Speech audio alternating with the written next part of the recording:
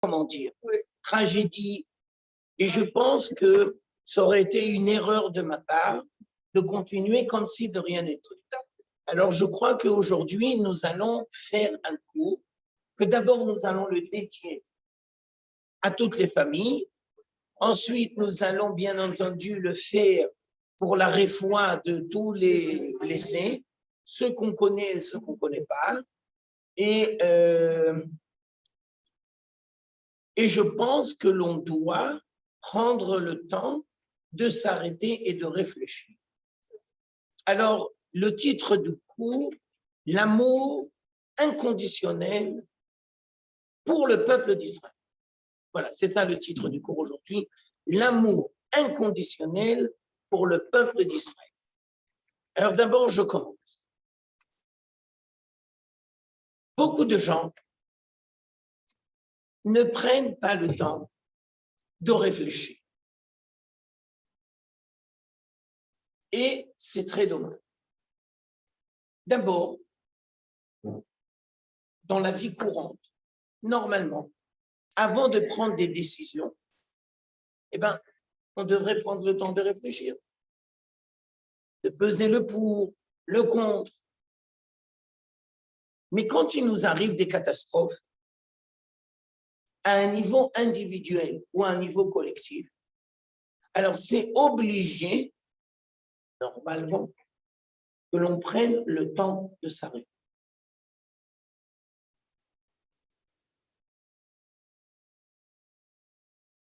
On n'a pas toujours des réponses, mais on n'est pas dispensé de s'arrêter et de réfléchir. Alors, je sais que au niveau de la psychologie moderne, on nous dit que quand il y a une catastrophe, alors il faut retourner dans la vie courante le plus rapidement. Et je peux comprendre cette logique. Mais n'empêche que la Torah et les Chachamim nous ont bien enseigné que quand il y a un deuil, alors on doit s'arrêter. Et on ne doit pas fuir la douleur. Et on doit prendre le temps de s'arrêter.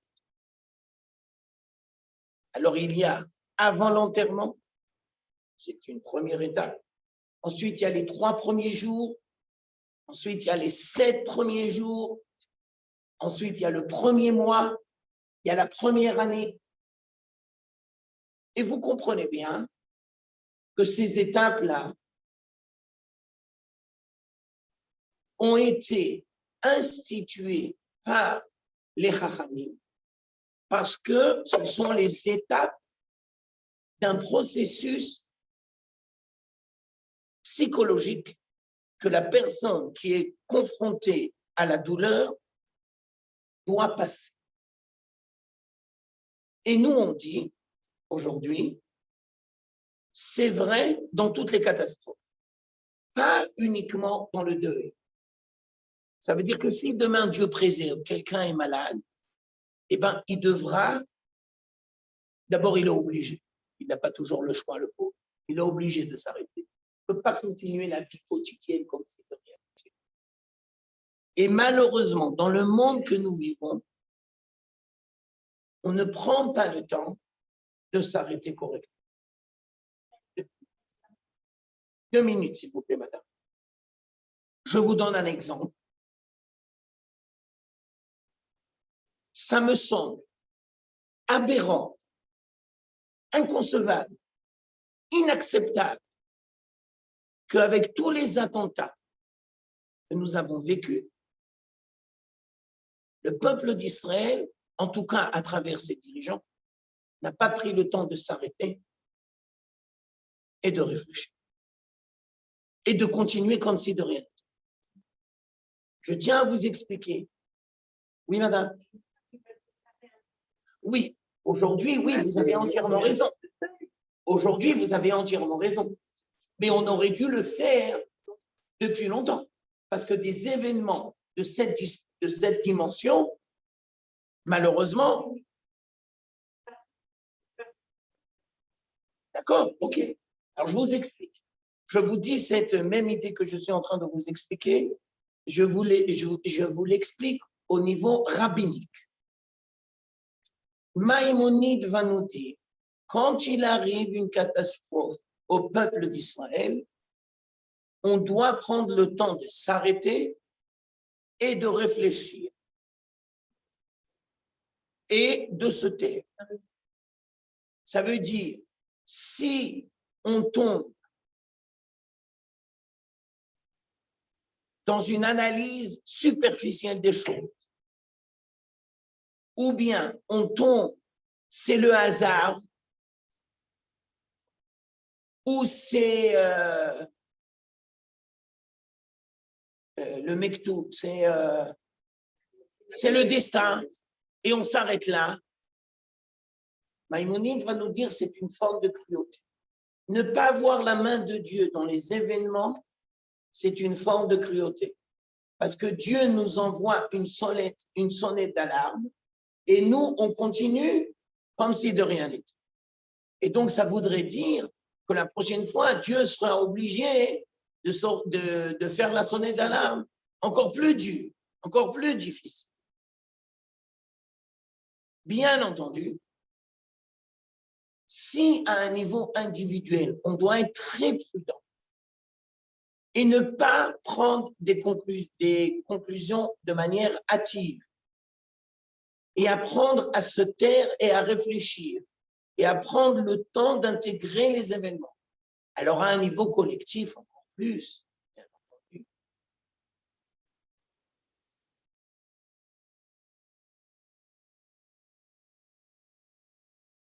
Et malheureusement, le peuple d'Israël ne prend pas toujours le temps de s'arrêter et de réfléchir. Ça, c'est la première dimension que j'avais. Deuxième dimension que j'ai. Nous ne sommes pas là pour porter des accusations. S'il y a des responsabilités, elles se devront être étudiées correctement par les gens qui sont responsables, mais ce n'est pas la première chose à faire. Chercher les coupables, ce n'est pas la première chose à faire. S'il y a des leçons que l'on doit tirer pour le futur, oui, mais ce n'est pas la première chose à faire. Et nous ne sommes pas là, nous, les citoyens, pour faire des procès d'accusation. C'est trop facile de se cacher la vérité et de se dire, nous avons trouvé des coupables, alors on est dispensé de réfléchir. Ou le travail de réflexion doit s'arrêter à chercher les coupables de l'événement. Mais non. Comme on l'a dit des milliards de fois, il y a les symptômes et il y a la plaie. On doit s'occuper de la plaie et pas des symptômes. Donc, je récapitule ce deuxième point. On devra faire très attention de ne pas tirer des conclusions de manière hâtive et de porter des accusations. Troisième point.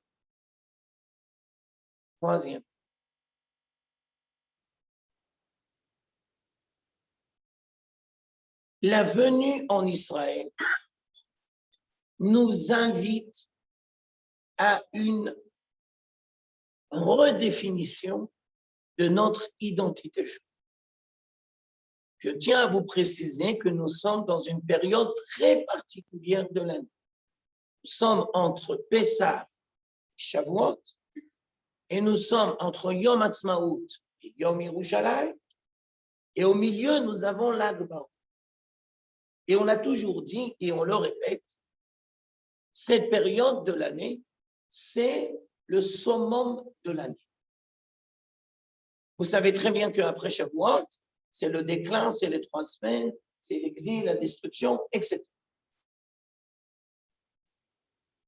Aveugle celui qui ne prend pas le temps de réfléchir sur la période Yom Ha'atzmaut, Yom Yerushalayim Pessah, Shavuot. Pessah, Shavuot, c'est la première délivrance. Yom Ha'atzmaut, Yom Yerushalayim, c'est la dernière délivrance. La troisième, celle que nous vivons. Aveugle celui qui ne voit pas la main de Dieu dans les événements historiques. Être croyant, c'est ne pas proclamer que Dieu est dans les cieux. Ça ne sert à rien. Ce n'est pas une vision juive. La vision juive de l'histoire, c'est que Dieu se cache derrière les événements historiques. Et de la même manière que Dieu se cache derrière les lois de la nature, et on peut ne pas le voir, la même chose exactement dans les événements historiques. Dieu nous parle à travers les événements historiques. Les événements historiques ont bien entendu une dimension humaine, mais ils sont le fruit de décisions humaines, mais ils sont aussi la volonté de Dieu. La providence divine se dévoile à travers les événements historiques. Je tiens à vous préciser, Pessah, c'est un événement historique. Shavuot, c'est un événement historique. Oui, madame. Oui, madame. Vous posez une très grande question qui se doit d'être posée, mais je pense qu'une nouvelle fois, vous allez nous embarquer, peut-être à juste titre, dans la responsabilité. On y arrivera, mais ce n'est pas la première chose. Ce n'est pas la première chose, à mon avis. À mon avis. Vous avez raison. Cette question se doit d'être posée. S'il y a des lacunes, elles se doivent d'être comblées, surtout pour les années prochaines, mais ce n'est pas l'urgence. Ce n'est pas la première chose à faire. Alors, le Rav Ben Ishai, il y avait. Oui. Très bien. Surtout pas chercher des responsables. Voilà. Il faudra le faire, mais ultérieurement. Ce n'est pas la première chose. Alors maintenant, je voudrais continuer. De la même manière que Pessah et Shavuot, ce sont des événements d'ordre historique, Yom Ha'atzmaut et Yom Yerushalayim, la même chose. Ne pas voir la main de Dieu dans la création de l'État d'Israël et le retour à Jérusalem, c'est presque un blasphème. Ça voudrait dire que Dieu est absent dans l'histoire juive. Ce n'est pas possible de dire un truc pareil. C'est un blasphème. Je continue.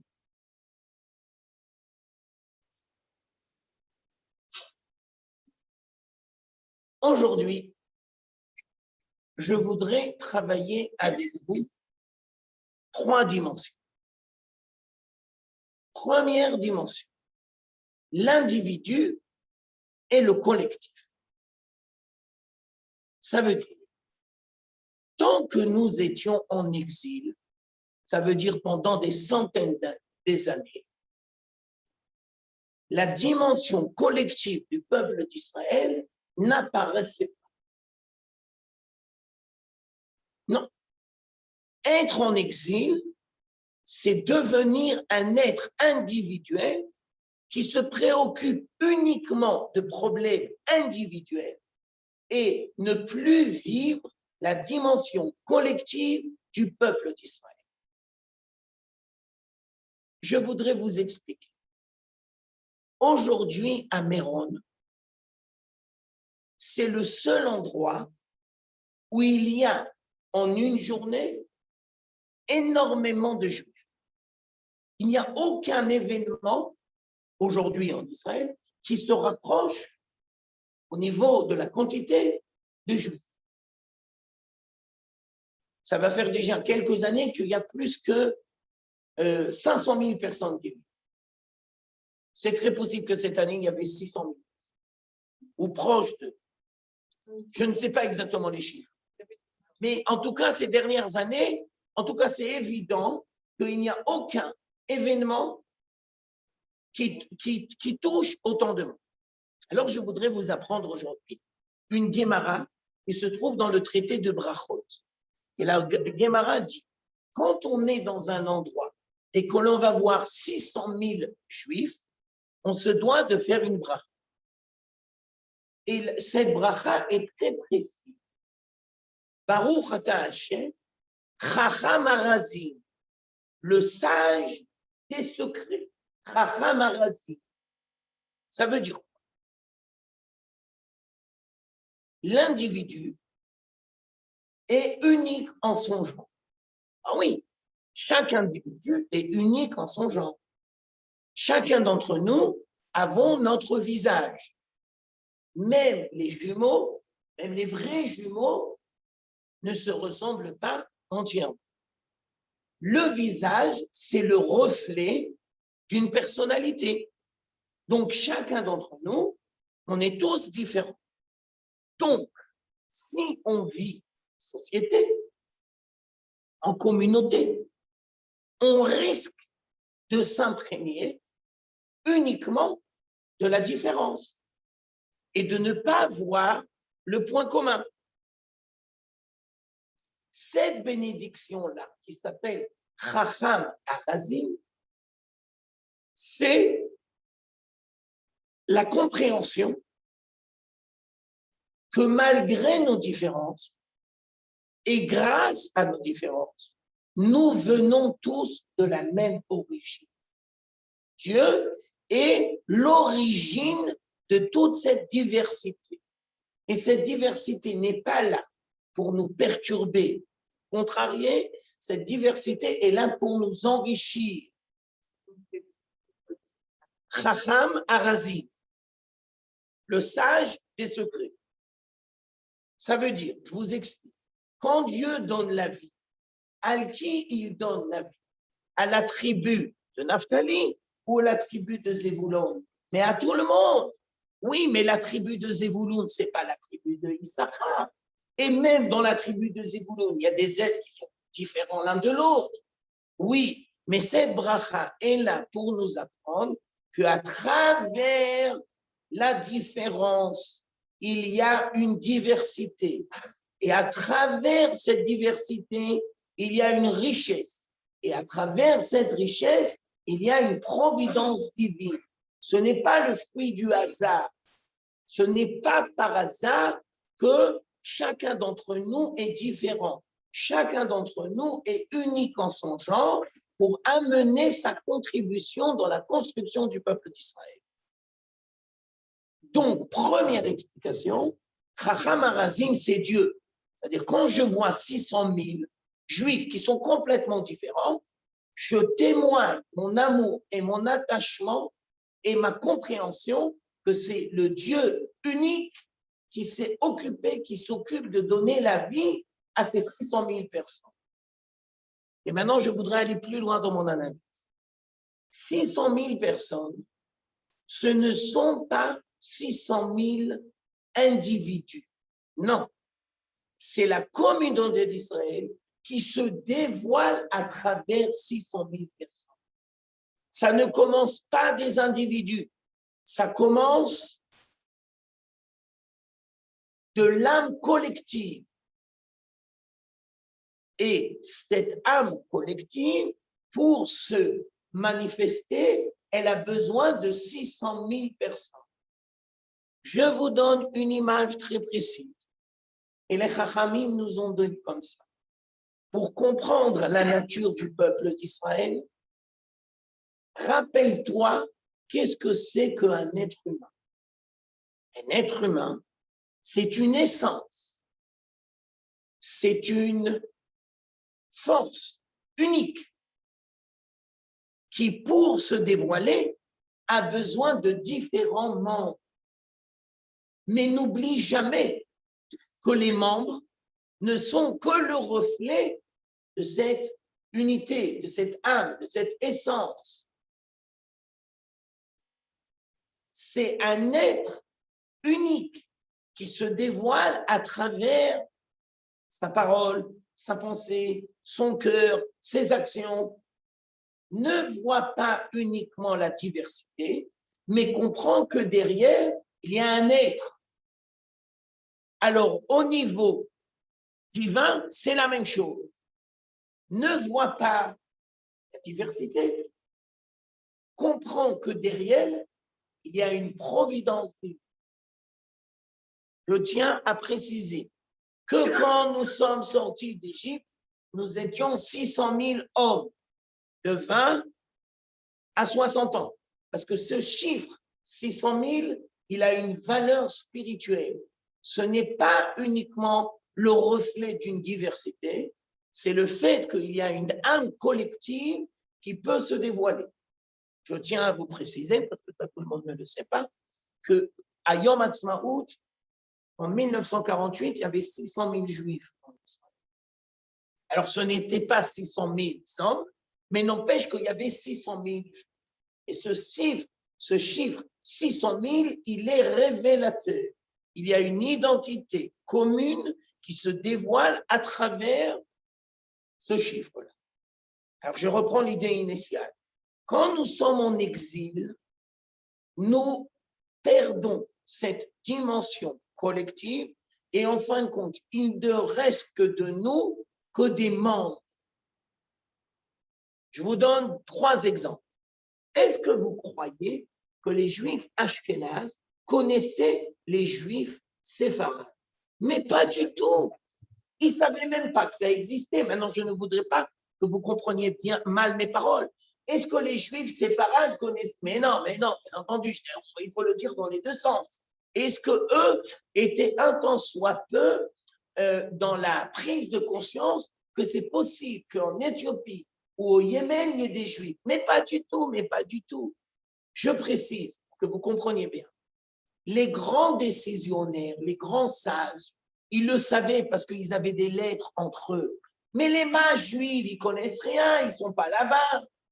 Les mages juifs, qu'est-ce qu'ils connaissent du judaïsme? Ils connaissent leur ville, leur communauté. Sans plus, tu ne peux pas le demander plus. Alors bien entendu, aujourd'hui, parce que nous sommes dans des temps messianiques, alors il y a le WhatsApp, il y a l'Internet, il y a le machin, c'est pour nous faire prendre conscience qu'on est en fin de compte un seul peuple. Vous savez ça, que les Juifs du RSS, après la guerre des 6 jours, ils ont osé relever la tête. Quand est-ce qu'ils sont devenus refusniques? Après 67 ou avant 67? Et bien sûr, après 67, parce que la communauté juive a vécu la dimension de Jérusalem, alors ça a été une renaissance. Et je tiens à vous préciser, Jérusalem, c'est l'unification du peuple d'Israël, mais bien sûr. Ne vois pas dans le peuple d'Israël uniquement une communauté, ça veut dire une quantité, mais comprends qu'il y a une identité qui se dévoile. Et cette identité a besoin de Jérusalem pour se dévoiler. Donc d'abord, il y a Yom Ha'atzmaut, et puis après, il y a Yom Yerushalayim. Bien sûr, c'est évident. Je vous donne une autre image, et c'est une image très précise. Chacun d'entre nous, nous avons toujours 2 noms. Nous avons un nom de famille et nous avons un prénom. Au niveau du peuple d'Israël, c'est la même chose. On est Bnei Israël, ça c'est le nom de famille. Et ensuite, il y a les tribus. Et dans les tribus, il y a les individus. Alors maintenant, je vais toucher tout doucement le sujet. C'est inacceptable.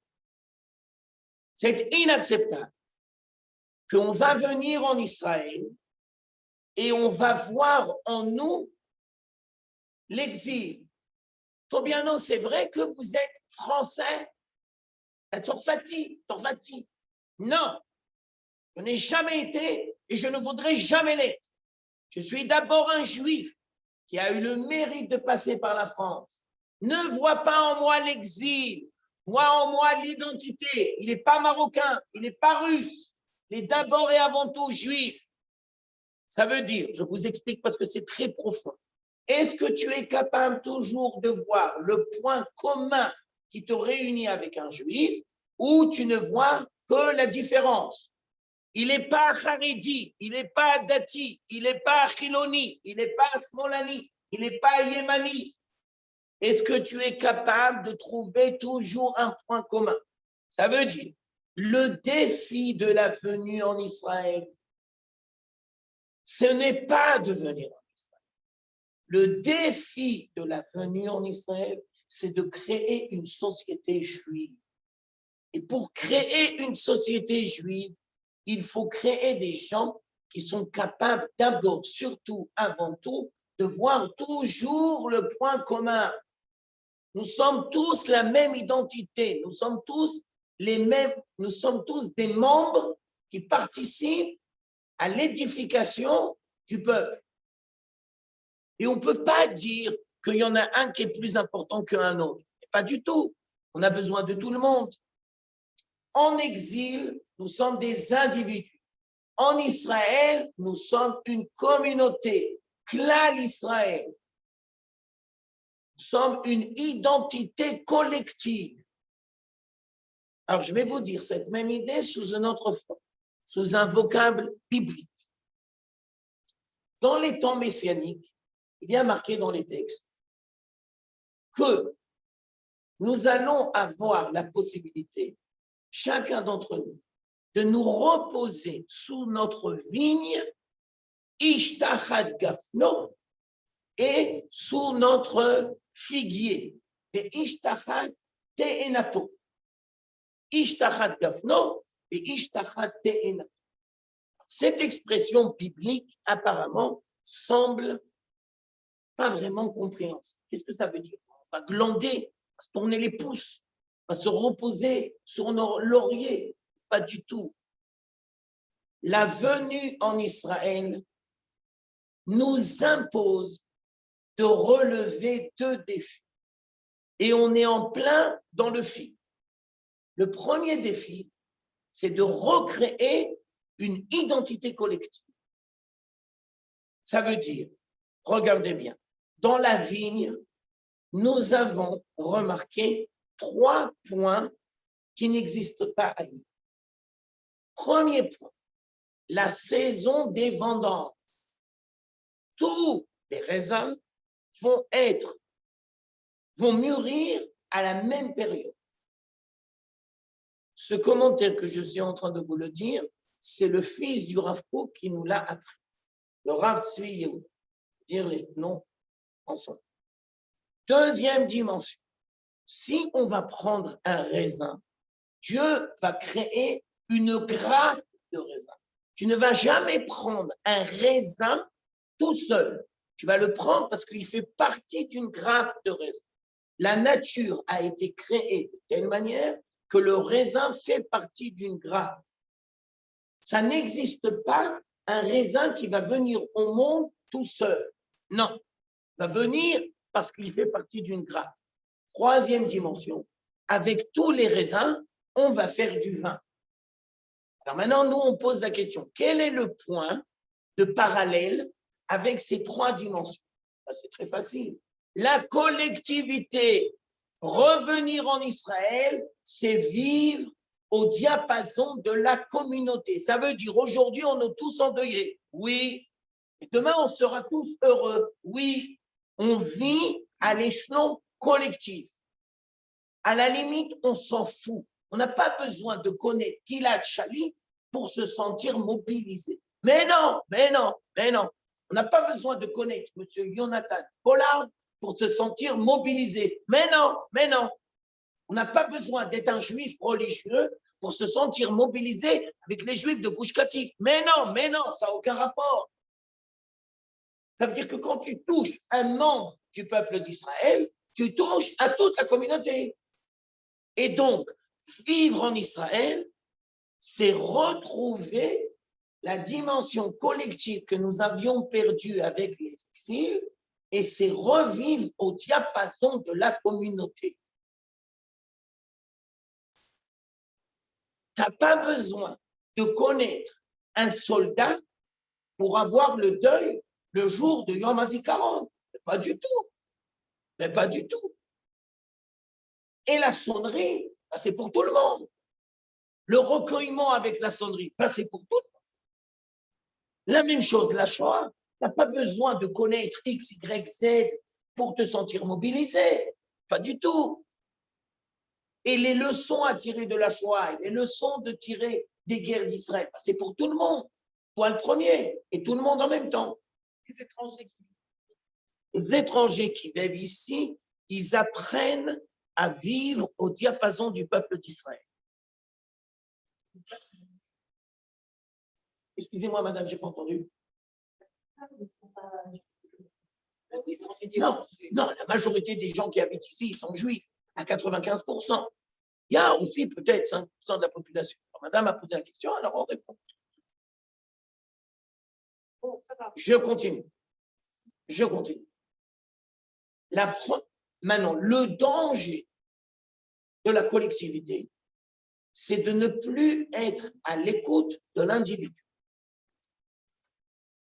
Ça ne suffit pas d'être à l'écoute de la collectivité. Vous savez très bien que M. Staline, que Dieu le maudisse, au nom de sa révolution communiste, il a tué 15 millions de personnes. Ça veut dire que les individus n'avaient aucun reflet, aucune nature. Ils pouvaient. Ça veut dire, au nom d'une identité collective, on risque de porter atteinte à l'individu. En aucun cas. C'est pour ça qu'après la vigne, nous avons la figue. Quelle est la particularité de la figue? La figue, c'est le contraire du raisin. Tu ne pourras jamais prendre toutes les figues ensemble. Parce que chaque figue, elle a son moment pour mûrir. Ce n'est pas comme le raisin, la saison des vendanges. Non. Chaque figue, elle a l'heure qui lui convient. Et donc, les temps messianiques, ça sera la période où nous serons capables de créer un équilibre entre les besoins de la collectivité tout en respectant les identités personnelles. Ça veut dire le nom de famille et le nom et le prénom.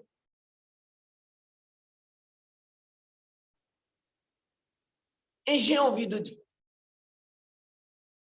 que les premières années de l'État d'Israël, ça veut dire les 30 premières années, jusqu'en 1977, où M. Begin est venu pour la première fois au pouvoir, il y a un point commun dans toutes ces années-là. C'est quoi le point commun? Le point commun, c'est que dans un premier temps, tous les exilés sont venus. Dans un premier temps, on a créé l'État d'Israël. Dans un premier temps, on a voulu forger et on a voulu mettre tous les émigrants sous le même moule. Et on a, de manière consciente, occulté les différences. On a légitimisé un seul modèle. Et donc, on est arrivé à des aberrations. Ce n'est pas un hasard s'il y a le phénomène les panthères noires. Ah non, ce n'est pas un hasard. Ce n'est pas un hasard si M. Begin est arrivé au pouvoir. Ben non, du tout. Ça veut dire, je fais attention et je pèse mes mots, les Juifs qui sont venus de Russie et qui ont grandi dans un modèle communiste, socialiste, ils ont beaucoup de mérite. Ah oui, parce que c'est eux qui ont créé l'État d'Israël. L'armée, les kibbutzim, la société, le Mapai, le Mapam.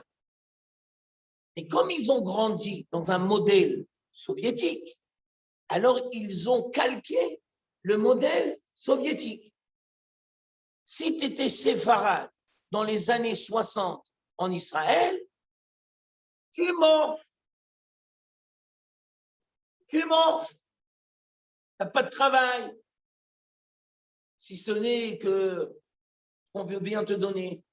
Si tu as l'adhésion au parti, ça y est, toutes les portes se sont ouvertes. Non, mais le fait est qu'il était par rapport au nom de séparat. Mais ça commence pas du fait qu'ils étaient athées. Je ne pense pas que ça commence. Les synagogues, les mosquées, tout est Mais d'où ils ont copié ça? De la Russie. La Russie, quand ils viennent, ces gens-là, et donc ils étaient athées. Alors je sais, mais ce que j'essaye de vous expliquer, à mon avis, et vous n'êtes pas obligé d'être d'accord avec moi, vous n'êtes pas obligé de partager mon analyse. C'est parce qu'ils ont grandi dans des terres soviétiques qu'ils ont copié de manière directe ou indirecte le modèle soviétique. Alors, je voudrais continuer, s'il vous plaît. Et donc, ce n'est pas hasard si aujourd'hui, dans la politique israélienne, nous avons tellement de partis. Mais non, c'est la conséquence. Ça veut dire, comme dans un premier temps, tu as étouffé tellement, tu n'as pas donné une place à la diversité, alors forcément, c'est toi, de manière directe ou indirecte, qui a engrangé un phénomène où maintenant c'est l'extrême. Ça veut dire, si dès le départ, on avait été capable de comprendre que nous sommes 12 tribus, ça veut dire, oui, unité, mais pas unicité. Alors, on aurait légitimisé. Aujourd'hui, il y a en Israël, depuis déjà quelques années, une rencontre extraordinaire qui se doit d'être connue et vécue. Ça s'appelle Adlakat HaMesouah. À Yom Ha'atzmaut, le soir de Yom Ha'atzmaut, on va prendre des représentants de la société israélienne et on va les inviter à allumer les flambeaux. Si vous prenez toutes ces dernières années, vous allez vous apercevoir de la richesse de la société israélienne. Il y a des jeunes, il y a des vieux, il y a des femmes, il y a des hommes, il y a des religieux, il y a des pas religieux, il y a des gens qui sont dans le domaine militaire, il y en a qui sont dans le domaine civil, il y en a qui sont dans l'économie, il y en a qui sont dans la recherche, qui sont dans la science. Et tout le monde se retrouve pour cette cérémonie en comprenant bien qu'il y a d'un côté la collectivité, mais il y a aussi le respect de la différence. Ça veut dire, ne vois pas dans la différence un obstacle, une contrariété, mais sois capable de voir dans la différence une richesse. Et ça, il faut dire la vérité. Ça demande une réflexion, ça demande un approfondissement, parce que dans un premier temps, la différence perturbe, la différence contrarie, la différence met mal à l'aise. Je continue parce que je rentre dans mon sujet tout doucement. Monsieur Tobiano, chez les religieux, il y a unicité ou unité.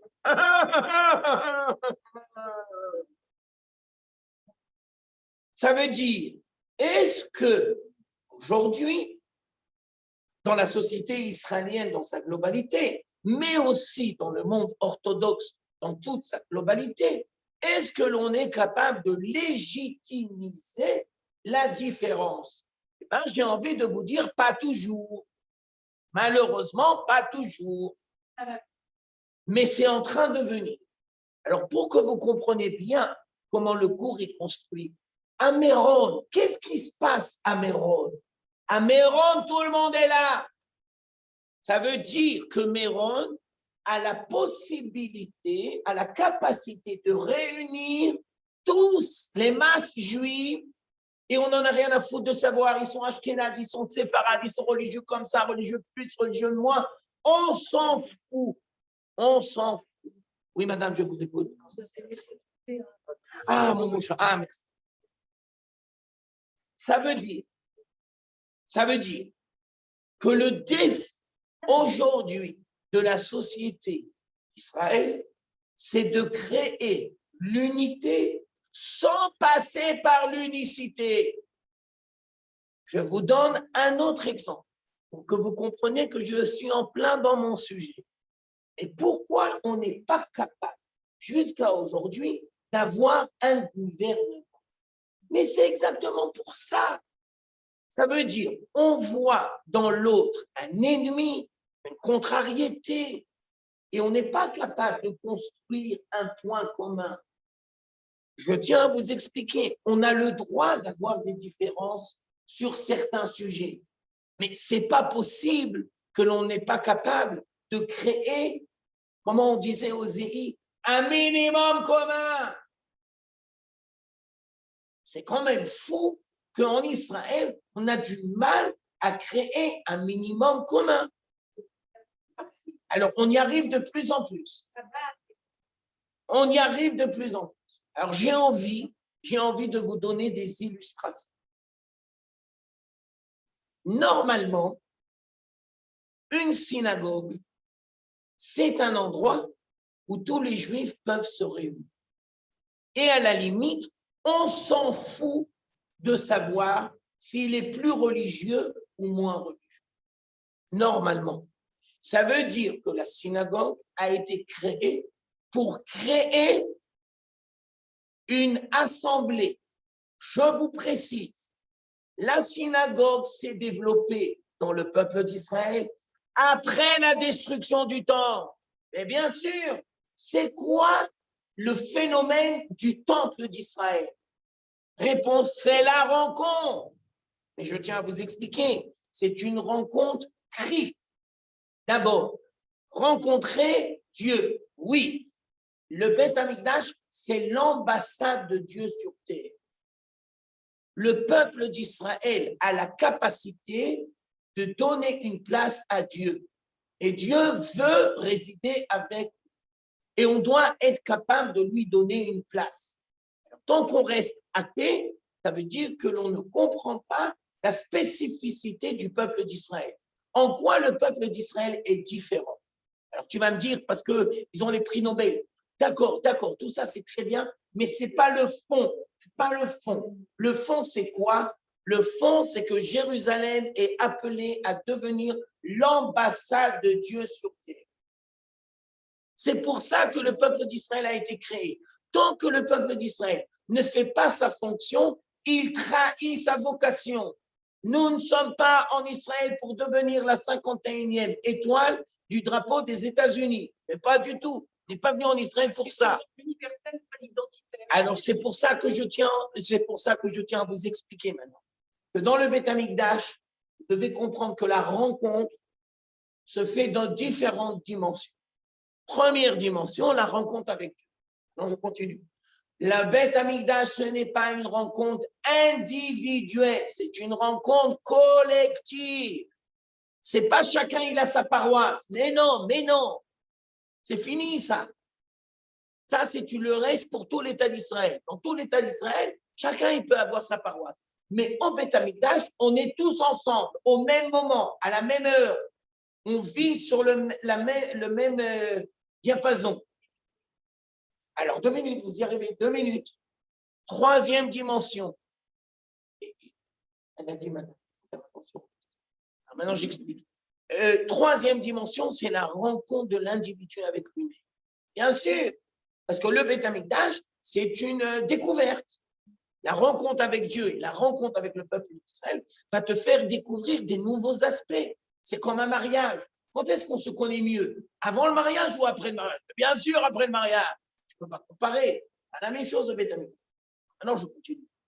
Puisque c'est un endroit de rencontre et que l'on veut nous faire croire que nationalisme et universalisme sont deux contraires, le Beth Amikdash est un endroit pour tout le monde. Et les goïms ont une place, mais bien sûr, ça veut dire, je parle maintenant par rapport à la France, on veut nous faire croire que nationalisme, ça s'appelle racisme, que nationalisme, ça s'appelle fascisme, que nationalisme, ça s'appelle xénophobie. Vous avez compris. Et je tiens à vous expliquer, le Beth Amikdash, c'est la prise de conscience qu'il y a une unité mondiale qui passe par une spécificité. Chaque peuple amène sa contribution. Mais on est tous une même famille, mais on a chacun un nom propre. Et on ne peut pas et on ne doit pas effacer les différences et les identités. Est-ce que l'on doit être capable de le faire au sein de la famille? Après, on doit être capable de le faire au sein de la société. Et après, on doit être capable de le faire avec le monde entier. Le Beth Amikdash, c'est la réponse à la tour de Babel. Pourquoi? Parce que la tour de Babel, c'était éliminer les différences. Voir dans les différences une contrariété. Et donc, c'est pour ça que Dieu les a dispersés, pour leur faire prendre conscience de leur particularité. On a voulu construire tous ensemble une tour de Babel, mais on a voulu, en passant, effacer les différences. Alors Dieu, il les a éclatés. Il leur a dit, toi, tu seras le peuple X, et toi, tu seras le peuple Z. C'est-à-dire, chacun, il a son identité. Au nom d'un programme commun, vous avez annulé la particularité. Alors Dieu dit non, en aucun cas. Je continue.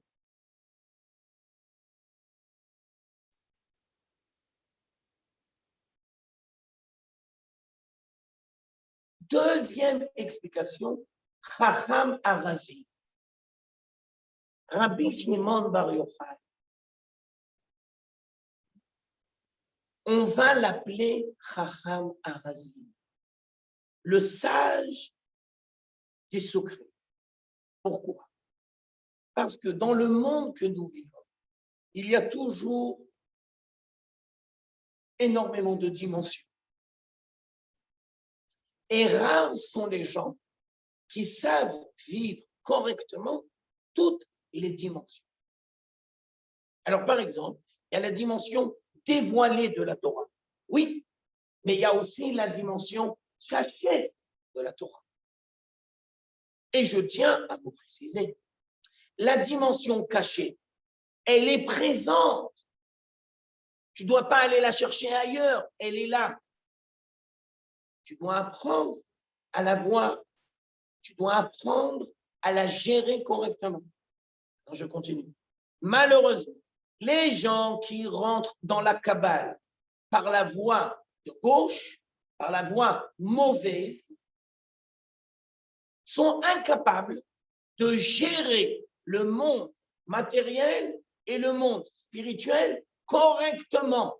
Ils sont engloutis dans le monde spirituel et ils oublient de gérer correctement le monde matériel. Ça, c'est une catastrophe. Ça, c'est une tragédie. Parce que Dieu se dévoile dans le monde matériel et aussi dans le monde spirituel. Et on doit apprendre à gérer correctement les différences. Je vais vous donner des illustrations, que ça ne reste pas théorique. Mais pourquoi on a besoin de Pessah et de Shavuot? Réponse, mais c'est très simple. Ne vois pas uniquement dans Pessah la libération du peuple. Ne vois pas uniquement la naissance de la nation juive, comme on a expliqué, mais vois que c'est la dimension matérielle du peuple d'Israël.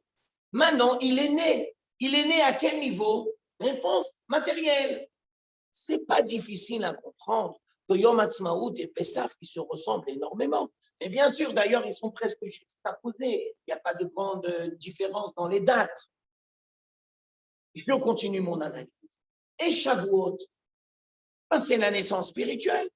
Mais on a déjà eu la naissance matérielle. Et tu comprends bien que dans le monde dans lequel on vit, il faut apprendre à gérer correctement les deux dimensions. Tu ne peux pas et tu ne dois pas sortir d'Égypte uniquement pour sortir d'Égypte. Mais pourquoi on est sorti d'Égypte?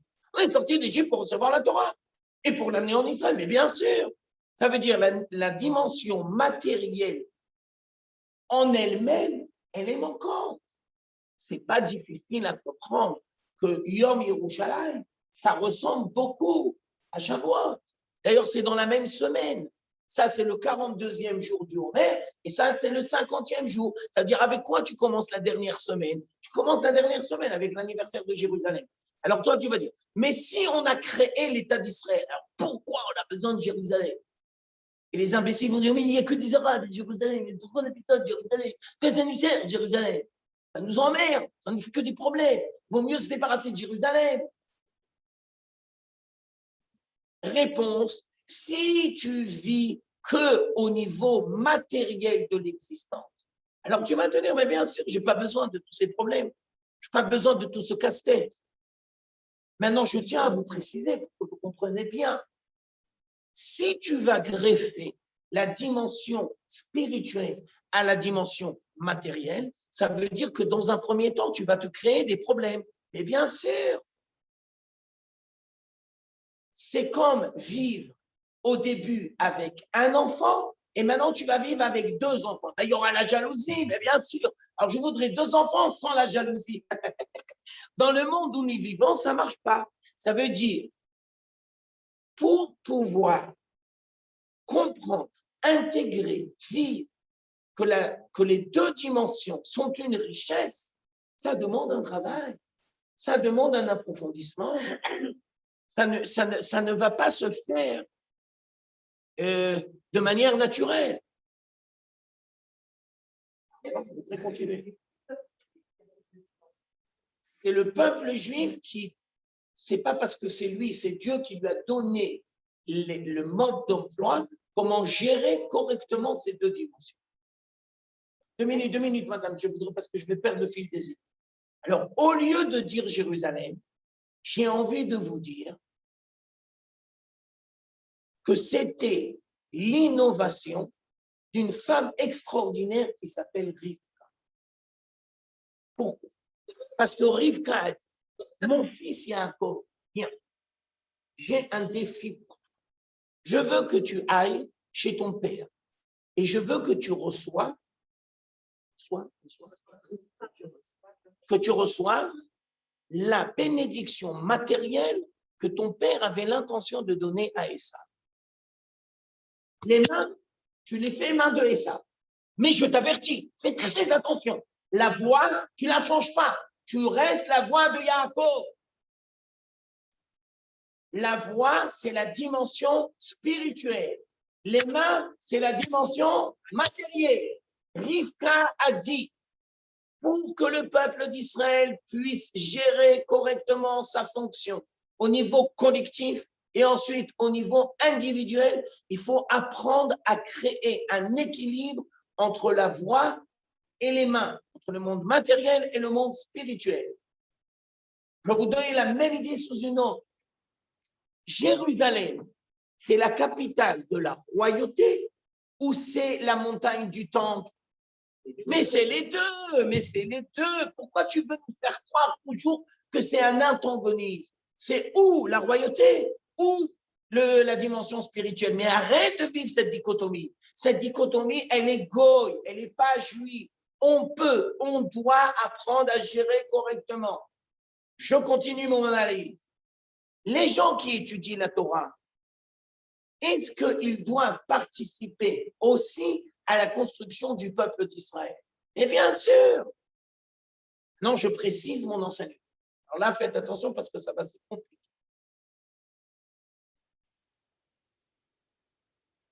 L'idéal serait que l'on ait le Beth Amikdash.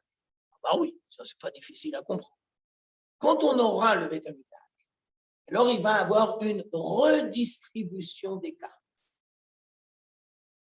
Et donc, chaque tribu va retrouver son identité propre.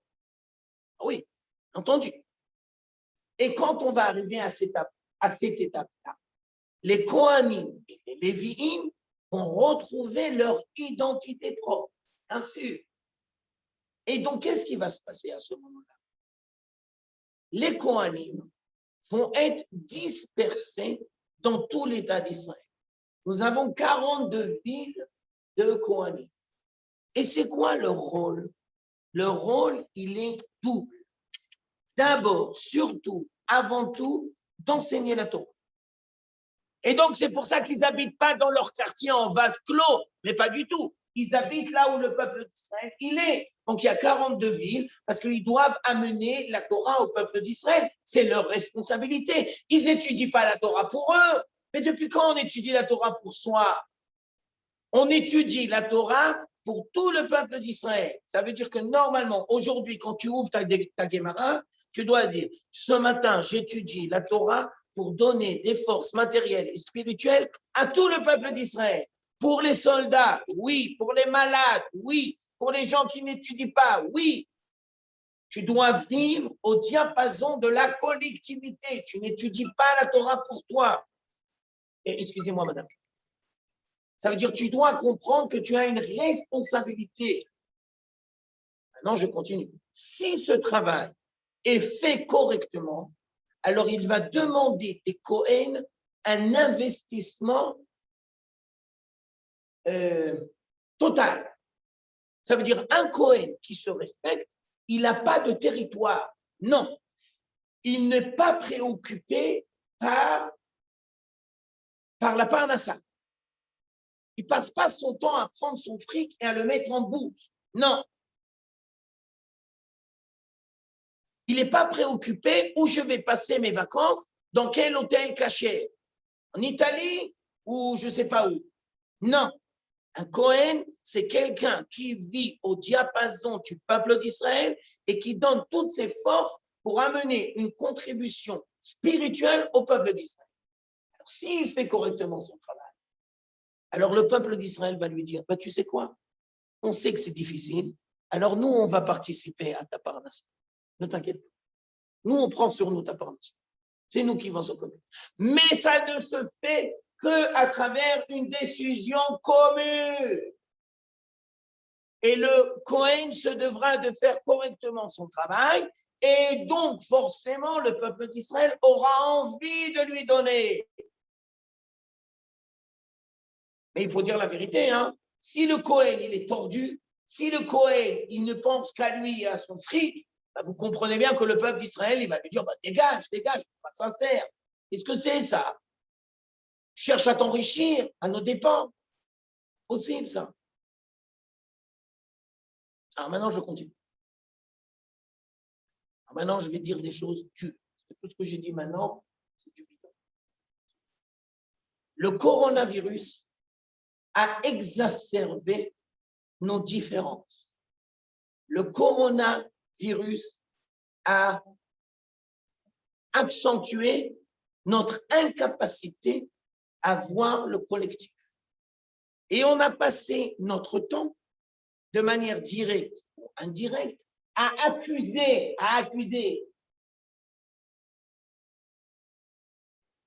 Et je crois que le coronavirus est le reflet d'une maladie qu'il y a au sein du peuple d'Israël. Le manque de cohésion et le manque d'amour pour le peuple d'Israël. Alors, par exemple, tu vas avoir tous les Shabbats après-midi et le Motzei Shabbat, les manifestations devant la maison de Nathalie. Alors, les mecs qui habitent là-bas, ils vont dire, mais arrêtez 2 minutes. On s'en fout. Pas Netanyahou. De n'importe quelle manière. De n'importe quelle... on utilise tout ce qu'on a entre nous. Tous les moyens sont bons pour exprimer notre mécontentement. Mais tu ne peux pas faire ton mécontentement au détriment. Pas possible. Tu dois tenir compte. Il y a des gens qui habitent là-bas. Vous savez quel enfer. Moi, je connais une famille, on a été les voir plusieurs fois, le Shabbat après-midi à Seudat Shlishi. Mais vous savez quel enfer ils vivent. Depuis 4 heures de l'après-midi, c'est un enfer. Jusqu'à minuit, 1 heure, 2 heures. Même les transports en commun, moi, Non, mais on ne peut plus, tout est fermé. Je ne parle pas même des saletés qu'il y a dans les rues et tout ça, c'est entendu. Maintenant, je continue. Le coronavirus a engendré des fois, pas chez tout le monde, que dans les milieux orthodoxes, il y a eu des écarts qui sont incompréhensibles, des écarts qu'on a du mal à gérer. Si on a dit que c'est le coronavirus, tu dois mettre le masque, mais tu ne peux pas te balader sans le masque. Et même si toi, à titre individuel, tu n'es pas d'accord pour mettre le masque, mais est-ce que tu comprends que pour vivre en société, on est obligé à l'individu à perdre ses libertés personnelles? Mais bien sûr, On ne peut pas créer une société si chaque individu se prend pour le bon Dieu, il fait ce qu'il veut. Ça s'appelle l'anarchie. Regardez en parallèle en France. Regardez en France. Vous savez les disputes qu'il y a autour du masque et du vaccin? Vous savez les dégâts que ça fait?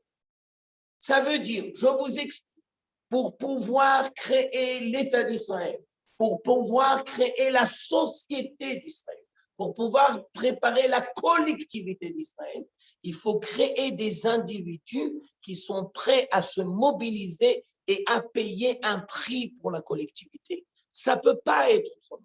Je vous donne un autre exemple. Si Dieu préserve, demain, il y a la guerre. Tu vas à l'armée ou tu ne vas pas à l'armée? Mais bien sûr que tu vas à l'armée. On n'a jamais entendu qu'on est dispensé de ne pas aller à l'armée. Tu prends tous les géants qui étaient dans la Bible. Ils étaient tous mobilisés quand il fallait. On n'a jamais entendu parler qu'ils n'étaient pas mobilisés. Et même si David Ben Gourion, à l'époque, après la Shoah, il a eu la sagesse de comprendre que c'était après la Shoah. Mais maintenant, on est 70 ans après. Donc, on est obligé de créer une structure où on va essayer ensemble de trouver des solutions. On ne peut pas vivre dans un antagonisme permanent. D'ailleurs, ce n'est pas un hasard s'il y a le Nachal Haredi. Bien sûr, c'est un phénomène de société, le Nachal Haredi. Et le Nachal Haredi, ce n'est pas pour tous les paumés qui sont jetés de la yeshiva, qui ne savent pas où aller. Mais pas du tout. Ça veut dire que le coronavirus a exacerbé des problèmes qui étaient sous-jacents et que peut-être on avait du mal à les voir ou à les gérer. Alors maintenant, on va dire de manière très dure, tous les mecs, ils ont tapé sur les Haredis. Maintenant, on pleure sur les Haredis. Et c'est tragique d'en arriver là. On n'aurait pas dû arriver. On aurait dû faire preuve de maturité. On aurait dû faire preuve de retenue. On aurait dû faire attention. Tu as le droit d'exprimer toutes les critiques que tu veux, mais apprends à les formuler correctement. Et n'oublie jamais de voir le point commun. Et maintenant, je continue. Quand tu vois les photos de tous les gens, mais qu'est-ce qu'on s'en fout de savoir s'il est Ashkenaz ou Séfarade? Est-ce qu'il est Mitnaged, Chassid? Et qu'est-ce qu'on s'en fout? Mais qu'est-ce qu'on s'en fout? On s'en fout complètement. Ça veut dire que même le monde orthodoxe se doit de comprendre que lui aussi, il n'est pas dispensé. Et à vrai dire, j'ai mal formulé les choses. On ne doit pas dire le monde Haredi, on doit dire toute la communauté d'Israël. Nous sommes appelés à réfléchir. Nous sommes appelés à nous renforcer dans l'amour inconditionnel du peuple d'Israël sans oublier les différences. On ne doit pas occulter les différences, mais on doit apprendre à gérer correctement. Et vous vouliez dire quelque chose, madame? Je vous arrête. Mais si, j'ai vu votre doigt. On est dans un État démocratique. Oui, madame. C'est un honneur et qu'on apprend d'entendre.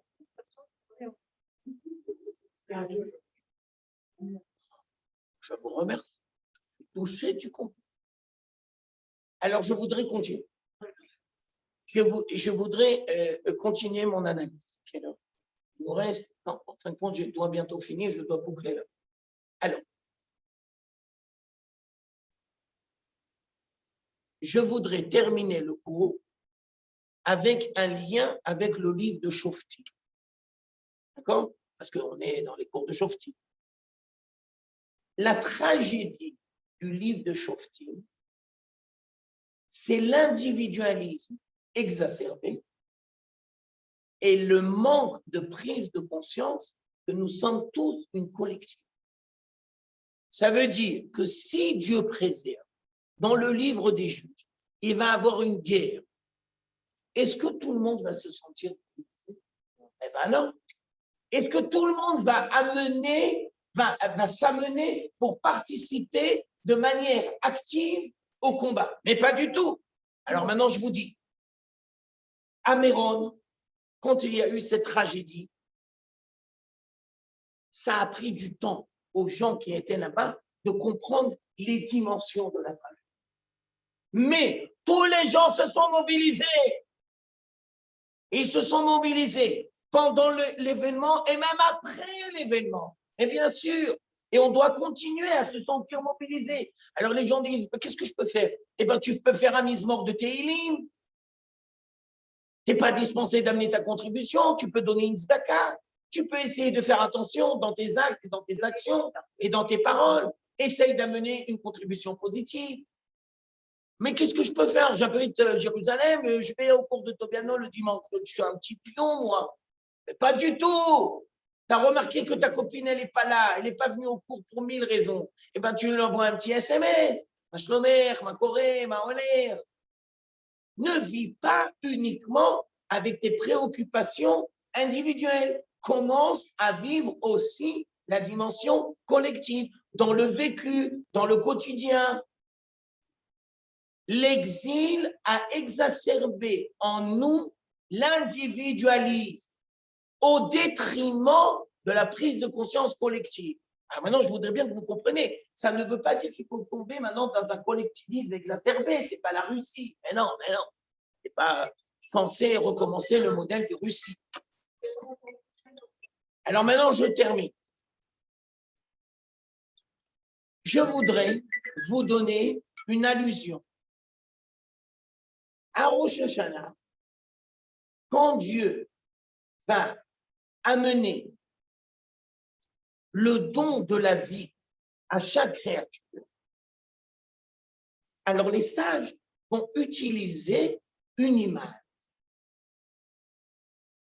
Ovrim lefanav kebne maron. Meron maron. Ça veut dire quoi? Dieu, c'est le berger et nous, on est tous le troupeau. Alors, je tiens à vous expliquer, selon l'explication de nos commentateurs, pourquoi à Rosh Hashanah, on a besoin de cette image, le berger et le troupeau. Réponse. Si le jour de Rosh Hashanah, tu es préoccupé que par tes demandes personnelles, mais t'es foutu d'avance. On fait tous des bêtises, moi le premier. Mais non, mais vous êtes rabbin. Imbécile. Imbécile. On est tous des êtres humains. Tu te prends pour le bon Dieu. Qui tu es, toi? Un petit rigolo. Alors, comment on a la chance de s'en sortir? N'oublie jamais qu'il y a un berger et un troupeau. Tu fais partie du troupeau. Tu es membre du peuple d'Israël. Tu vis au diapason du peuple d'Israël. Alors là, tu peux t'en sortir. Là, tu as les chances de trouver tes capacités. Ça va plus loin que ça, et je voudrais vous le dire. Et je termine là-dessus. Toutes les malédictions qui a marqué dans le Chumash Devarim, dans la paracha de Kitavo, il y a une raison. Tachat asher lo avadeta et Hashem besimcha ou betuv leva. Alors, tous les commentateurs se sont toujours interrogés, mais c'est pas possible. D'accord, il l'a pas fait dans la joie. D'accord, mais de là de dire que c'est la source de tous les maux, je vous explique. Pour servir Dieu dans la joie, il faut être à l'écoute de tous nos membres, la tête, le cœur et tous les autres. Si tu vis dans la schizophrénie, alors tu fais ta prière et ta tête, elle est ailleurs. Pour être dans un état de joie, il faut être dans un état d'unité. Tout ton être, toute ta personne, tu te sens mobilisé entièrement. Je continue, que vous comprenez bien. Si tu es capable de le faire de cette manière-là avec Dieu, tu seras capable de le faire dans tes relations humaines. Si tu parles avec quelqu'un et en plein milieu, tu es dans ton téléphone, et si tu invites ta femme au restaurant et tu es dans ton téléphone, Ça veut dire que tu n'es pas capable de vivre entièrement. Tu vis une dichotomie. Maintenant, je continue. Cette dichotomie qui commence dans ton vécu personnel, après, elle va se retrouver dans tout le peuple d'Israël. Ça veut dire que si tu vois qu'au peuple d'Israël, il manque d'unité, il manque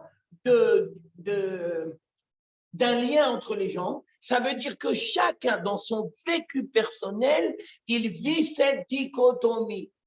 Et donc, le mot de la fin sera, efforce-toi de vivre correctement ton identité juive de manière entière et sincère, et forcément, ça va créer dans le peuple d'Israël cette capacité-là qui va nous apprendre à gérer correctement les différences sans les effacer, mais toujours en trouvant le point commun.